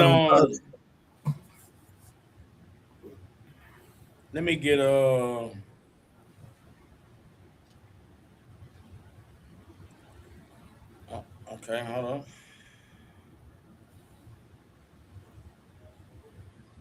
Give me Matthew chapter 12. Matthew 12 and 43. The book of Matthew, chapter 12, verse 43. When the unclean spirit is gone out of a man, he walketh through dry places, seeking rest, and findeth none. Pause right there. You understand? When an unclean spirit goes out of a man, meaning what? When a demon gets cast out of someone, that demon goes and looks for a new home. Goes, far and wide, high and low, looking for somewhere to rest. This was many of us when we came into the truth. Many of us, we came into the truth, man, and coming into the truth helped to cleanse us of some of our demons that we were battling. Helped to cleanse us of some of the unclean spirits. Those unclean spirits could have been drug addiction. Unclean spirits could have been attraction to the wrong man or the wrong woman. That unclean spirit could have been trauma from childhood experiences, whether they were sexual or non-sexual. Could have been neglect or having abandonment issues or whatever. Many of us, we came into the truth, man, and coming into the truth, it cleans you up in so many ways. And it's such a beautiful thing when you first come into truth and you begin to free yourself from some of the things that were holding you down. Free yourself from some of the things that were beating you up. You understand? But then after the process of time, something happens that not everybody is aware of. Not everybody recognizes. Not everybody understands is taking place. And I pray that with this class, brothers and sisters will be able to examine themselves and will be able to be honest on whether or not they are someone who has experienced what Matthew 12 and 43 is warning us about. Read the next verse. Verse 44. Then he said, I will return into my house from whence I came out. And when he is come, he findeth it empty, swept, and garnished. Keep reading. Verse 45. Then goeth he and taketh with himself 7 other spirits more wicked than himself. And they enter in and dwell there. And the last state of that man is worse than the first. Even so shall it be also unto this wicked generation. Christ said when a demon gets cast out of a man, it goes and looks for a place to stay. When it can't find a place, it says, man, I'm going to go back to where I came from. And when it goes back, it finds that the place where it used to live was swept clean and made beautiful and looks good. And then it says, man, I'll just go right back here. But then it goes and gets some friends, some buddies, some partners of itself, and comes and they all come and occupy that house that was swept clean. And the man where the unclean spirit was cast out, but now came back, is even more wicked bastard than he was before he got the demon cast out of him. They are brothers and sisters who came into the truth and got clean. And the demons were cast out of you. They left you. But inevitably, after a period of time, those demons found a reason to come back. They found a way to come back. Not only did they come back, they came back stronger with more demons to add onto the pile. You understand? There are some brothers who struggle with drug addiction in the world. Came in the truth, drug addiction left. But now you're an alcoholic. And you like to have sex with whores. And you like to gamble all your money away. And you like to make excuses for why you can't get things done in the work of the Lord. You are worse than you were when you was in the world. There are some brothers who had abandonment issues because of their relationship with their mother, because their father was never there, because they never saw a healthy relationship in their life. They came into the truth and learned to forgive their mother and forgive their father and to put the anger and the frustration that they had behind them. Then they came into the truth, and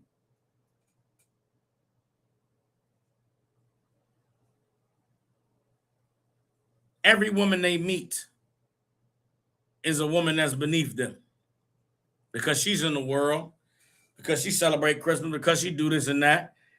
And so every woman that they get, they deal with harshly and treacherously. They don't show them any love and any real affection. They don't deal with them with honor and deal with them like wives. They don't treat them the way Christ said a man is supposed to treat a woman. And so they become verbally abusive and sometimes physically abusive and financially abusive. They become dismissive of a woman's feelings and her thoughts and her pain.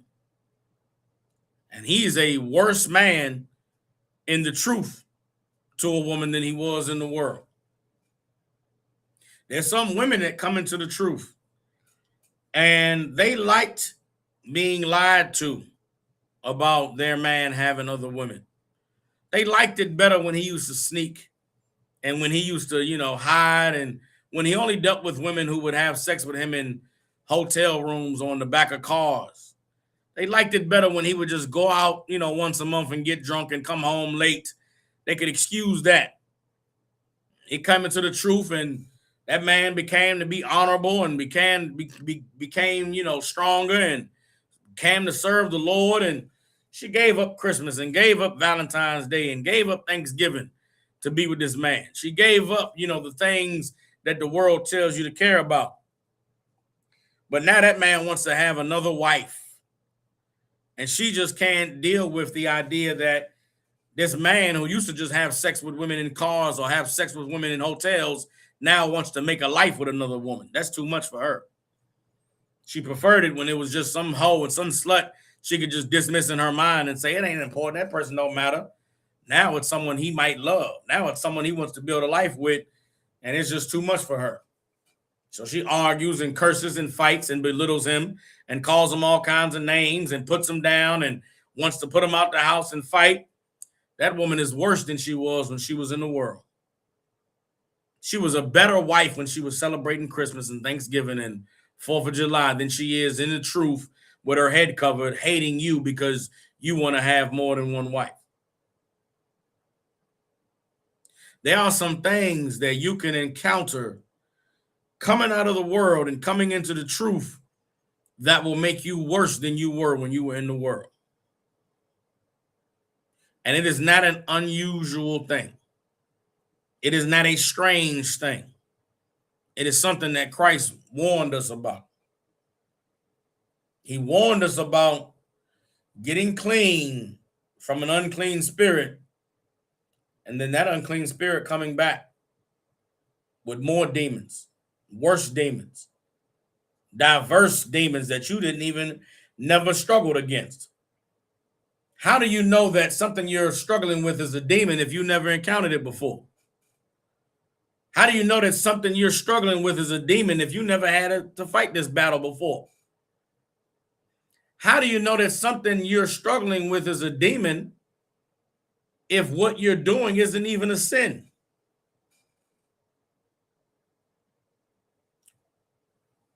There's two things every brother and sister must do to examine themselves, to make sure that the unclean spirit that they were freed of hasn't come back and found them swept and cleaned and bought 7 more spirits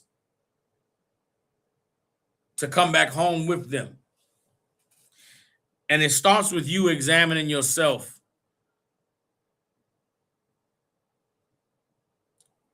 To honestly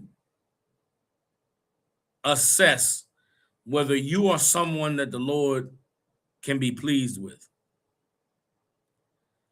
I've been teaching in these classes for weeks now, for months now, that there are levels to serving the Lord. Righteousness is the bare minimum. It is the least that any of us can do to make it into the kingdom. But in order to rule and have power and authority and to be royalty in the kingdom of heaven, you have to be perfect. And there's a gulf between bare minimum righteousness and living perfectly.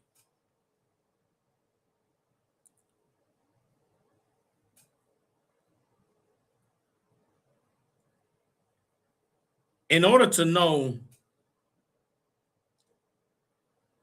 if what you are dealing with is a demon or if it's just you rebelling against the Lord, you have to get counsel. You have to seek help. Sometimes because of our experiences in the truth coming out of the world, we say to ourselves that counsel doesn't have the answers. We say to ourselves that counsel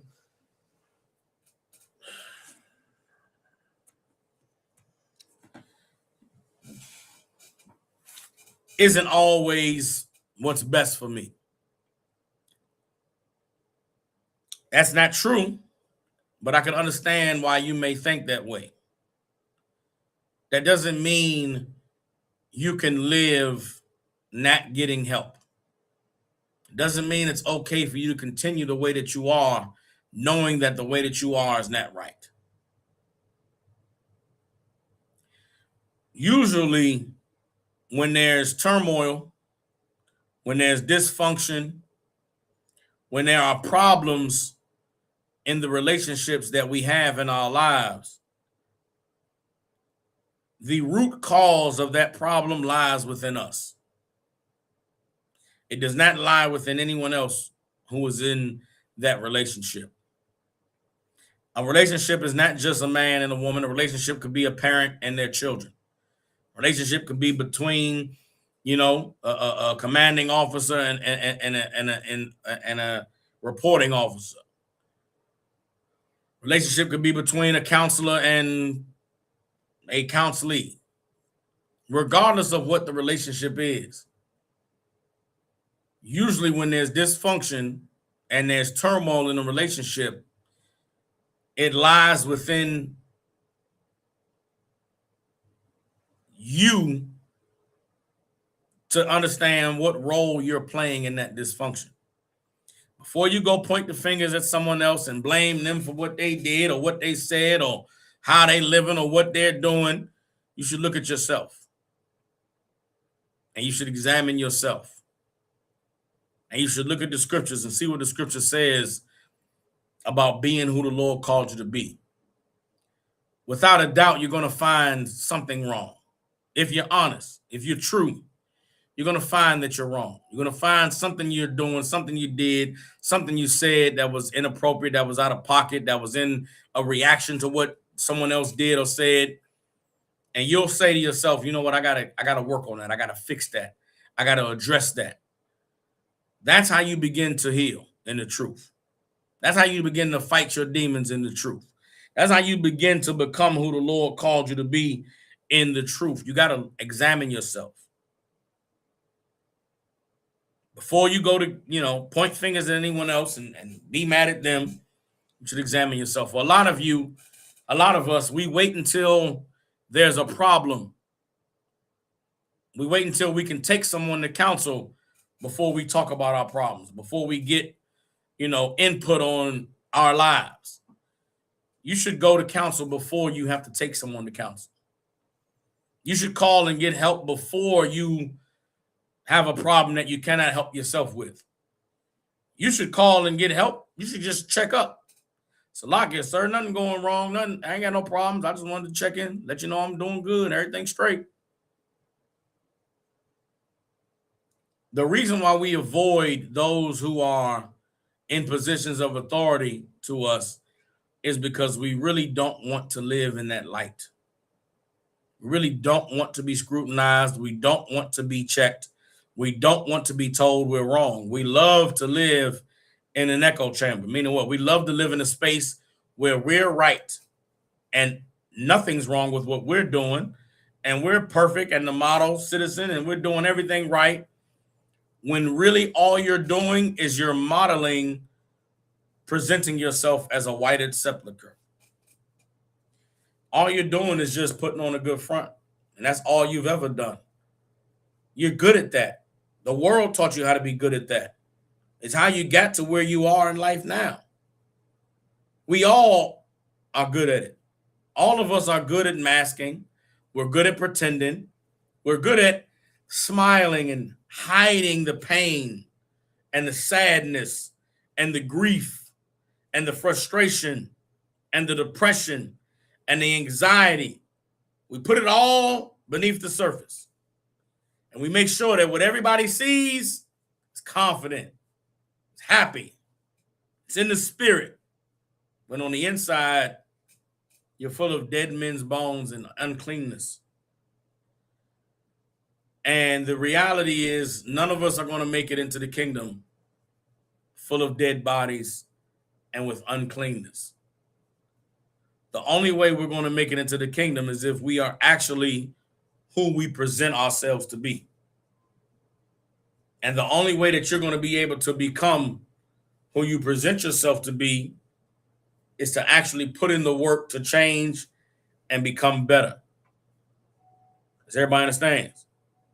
And let me get some scriptures on that saying exactly what it is that I just said. Yasad, you had something? You had gave me, only the Matthew 12:43 to 44.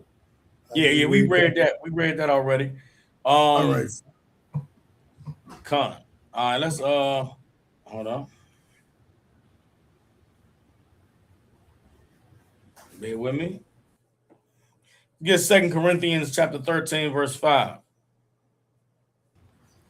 Khan. The book of 2 Corinthians, chapter 13 and verse 5.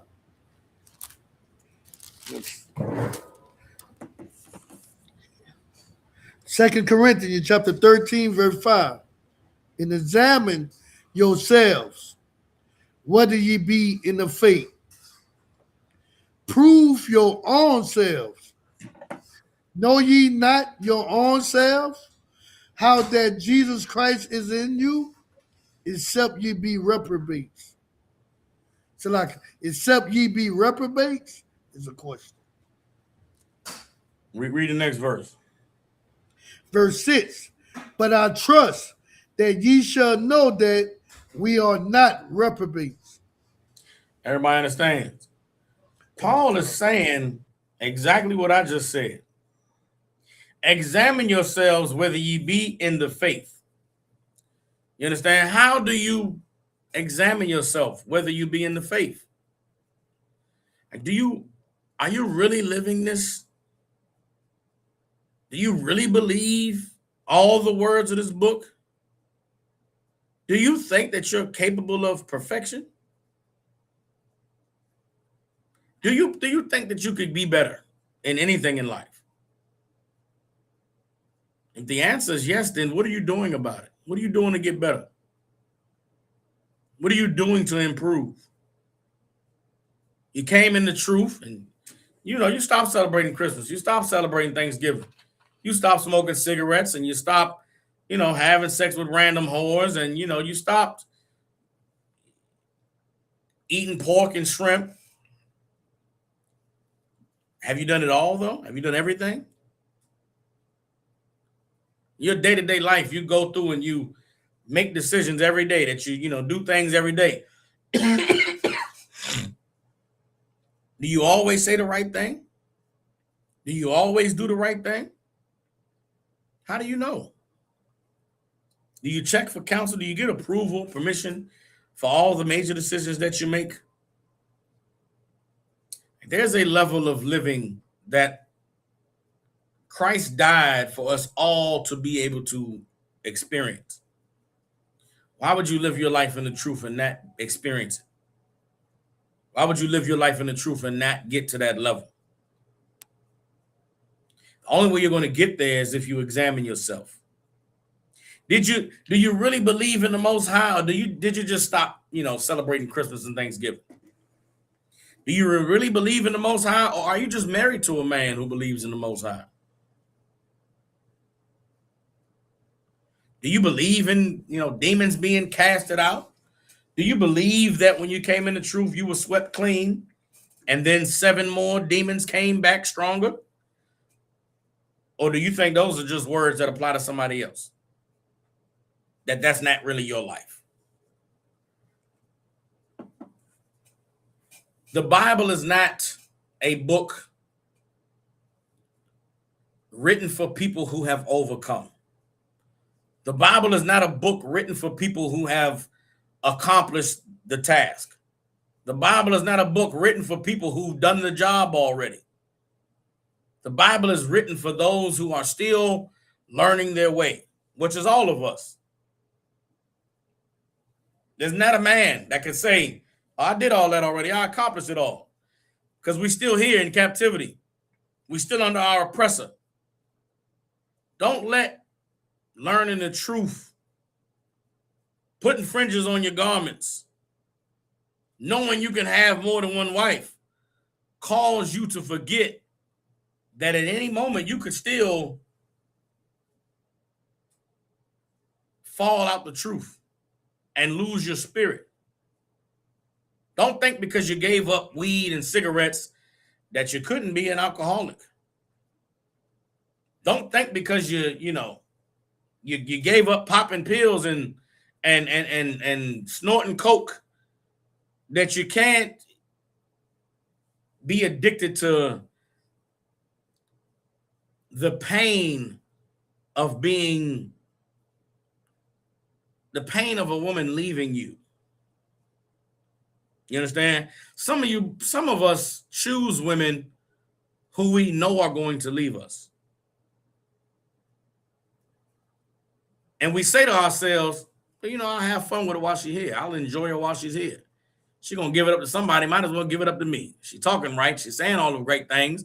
I know she ain't going to, give up Thanksgiving and Christmas and weed. She ain't going to give up weed. But guess what? If she get that weed in her, man, she get real freaky. So I might as well just go ahead and get me some. And what you don't know is that really what you like in her is that she'll leave. And when she leaves, you'll feel like shit. When she leaves, you'll say to yourself, damn. Bitch couldn't even see how good of a nigga I was. She couldn't even see that she had her a man of God. Couldn't even see she was with a man of the Lord. When the reason why she left doesn't even matter, my nigga, she's gone. And as much as men like to pretend and act like they don't care, that shit hurt. Especially if you in the truth. Especially if you a man that's giving your life to serve the Most High and you choosy when it comes to women. You don't just have sex with anybody. You have sex with a woman who you think is worth something. You have sex with her and the bitch discards you like every other bitch discarded you in your life. You feel like, damn, bro, I played myself. That's why you had sex with her. So you could feel that feeling you feeling right now while your head is hanging and you're saying, damn, man, why did I do that? That's why you did it. Because there's something inside of you that loves that feeling. You stopped getting high. You stopped celebrating holidays. But you didn't stop disappointing yourself. And that I disappointed myself feeling is your new high. I knew that shit wasn't going to work. That's your new high. I knew she was a hoe. That's your new high. And there's a lot of brothers who you have a new high that you don't even know is killing you. You have a new high that you don't even know is Satan. And the same could go for sisters. There's sisters out there who choose men thinking you're choosing him because he's handsome, or you're choosing him because he smells good, or you're choosing him because, he looks so fine. When really you're choosing him because he's going to have sex with you like a slut. And you're going to feel like a slut when it's over. And he ain't going to reassure you. He ain't going to comfort you. He ain't going to say, baby, I love you. I'm going to be with you forever. He's just going to have sex with you and leave. Like the men did when you were 15. Like the men did to you when you were, 17, when you were 20. You're going to find a man who says he's a man of God. He's going to have sex with you wash himself up in the sink, and then leave. And you'll say to yourself, why did I choose this man? Because you never separated from the demons that you had in the world. You went against counsel. You didn't follow the rules. You didn't follow the protocols that we have in here. And you wonder why your relationship is so horrible. Wonder why the shit's so fucked up and it doesn't work, because you did something of your own. You did not prove your faith. It's a very hard thing to live your life obeying what someone else tells you to do all the time. It's not easy to let another man be responsible for who you have sex with. It's not easy to let some men tell you what man is right for you and what man is wrong for you, because they're going to tell you the man you want is wrong for you. They're going to say, no, sis, you should not marry that man. You should marry this other man. And you're going to look at that other man and say, I don't want that nigga. We know you don't want him because he's actually good for you. He'll actually love you and cherish you and appreciate you. And guess what? You don't want that. Loved and cherished. You don't even know what that is. You think it sounds, ugh. You don't want to be loved and cherished. You want to be bent over the sink in a restaurant bathroom. You want to be, banged in the backseat of a car in an alley with goddamn Rick Ross playing. That's what you like. That's what you used to. Damn that. You came in the truth for that? You changed your life and lost your family for that? That's not why Christ wanted. That's not why Christ gave his life. But you'll never be able to get there if you aren't able to face yourself and fight the thing inside of you that wants you to live like a whited sepulcher. You understand? Yaquam asks, can we use John 3:20 and 21 for what you just said? Let's get John 3:20 and 21. And then we'll come back to 2 Corinthians 13. I know I'm running over a little bit. I'm gonna wrap the class up soon. John 3:20. The book of John, chapter 3, verse 20 to 21. Verse 20. For everyone that doeth evil hated the light, neither coming to the light, lest his deeds should be reproved. Verse 21. But he that doeth truth cometh to the light, that his deeds may be made manifest, that they was wrought in God. Absolutely. Excellent scripture, Yaquam. Let's add that to the breakdown. I want y'all to put that John 3:20 and 21 in front of 2 Corinthians. That's an excellent scripture, huh? Excellent scripture. You understand? For everyone that doeth evil hate the light, neither cometh to the light lest his deeds should be reproved. Brother, don't live your life in the truth, still hiding in the dark.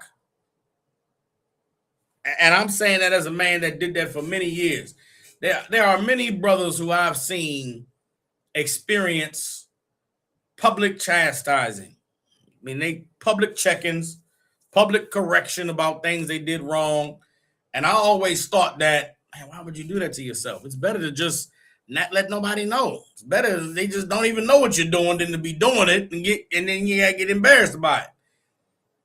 Those brothers were better than me because they lived in the light and they took reproof and correction in the light. That's how you want to live. Because if there's anything that you're doing in your life in the truth that you are ashamed of, it's because you should be ashamed of it. And you think you're going to hide it, but you're not. The Lord is going to expose it, or the Lord will just punish you and nobody else will know why these things are happening to you, but you'll know. You understand? Verse 21, but he that doeth truth cometh to the light, that his deeds may be made manifest, that they are wrought in God. You want to make sure that everything you're doing is right with the Lord. How do you know? Bring it to the light and get proven. Get it approved. Get counsel. Talk to somebody before you make a decision. And if they tell you no, accept no is the right answer. Accept no is what's best for you. And fight yourself on doing what you're told to do versus what you want to do. Everybody understands? Let's go back to 2 Corinthians 13. I'm going to read it for time's sake. 2 Corinthians 13 and 5. Examine yourselves, whether ye be in the faith. Prove your own selves. Know ye not So like, know ye not your own selves, how that Christ is in you, except ye be reprobates. What is a reprobate? A reprobate is somebody that come into the truth and still be doing evil. Come into the truth, but then converted or revert back to their evil. Someone that gets clean, then the unclean spirit come back with 7 more demons. You understand? It's going to take something different to get them demons off of you once they come back than it took for you to come into the truth. The same way you came into the truth and acknowledged that you were broken and needed help, and you confessed your sins and you talked about your faults, you might have to do that again after you in the truth for 5 years. You might have to do that again after you in the truth for 10 years. You might have to go back to the men of the Lord and say, Salakia, sir, I've been in the truth, man. I dedicated my life to doing this and doing that, but I still ain't right. I'm still struggling with this. I'm still going through that. I'm still having problems with this. And get help. Or the Lord will force you to get help. It's best for you to get the help on your own terms. Get help because you examined yourself rather than getting help because the Lord jammed you up because you was doing some shit you wasn't supposed to be doing. Everybody understand? Kind of a con, sir. Verse 6. But I trust that ye know that we are not reprobates. Meaning what? The only reason you have to not be getting counsel, to not be getting help, to not be allowing the men of the Lord to guide your decision making is because you think they reprobates too. You think they just like you. We are not like you. The men above me, the men above me are not on my level. They are right. They are more righteous than me. They are greater than me, which is why I go to them for approval, why I go to them for counsel, why I go to them with my problems. But you'll never get help if you think the men above you are just as shitty as you are. You'll never get help if you think the men above you are dealing with the same demons you dealing with. You have to know, you have to trust that the men above you are better than you and they can help you. Or else what's the point? What are we here for? What are we doing? The time is too short. We're too late in the game to still be playing with the Lord, to still be trying to figure shit out on our own. Now is the time to clean yourself up, to not just wipe the outside, but to also clean the inside. Because when our King returns, when Christ cracked that sky, there's no one who's dirty is going to make it into the kingdom. With that, the Israelite School of Universal Practical Knowledge out of 1 West 125th Street in Harlem, New York. Since 1969, the Israelite School of Universal Practical Knowledge has been teaching so-called Blacks, Hispanics, and Native Indians the truth according to the Bible. What is the truth? The truth is that so-called Blacks, Hispanics, and Native Indians descend from the greatest people that have ever walked the face of the earth. The Bible identifies us as the lost 12 tribes of the nation of Israel. In the year 2026, there's nothing more important than for God's chosen people to learn the truth of who we are, where we come from, and what our purpose is on this earth.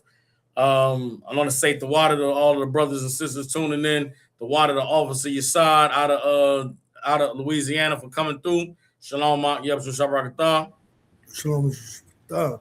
Excellent Water. class. Yeah, I needed that. Yeah, it was a perfect class.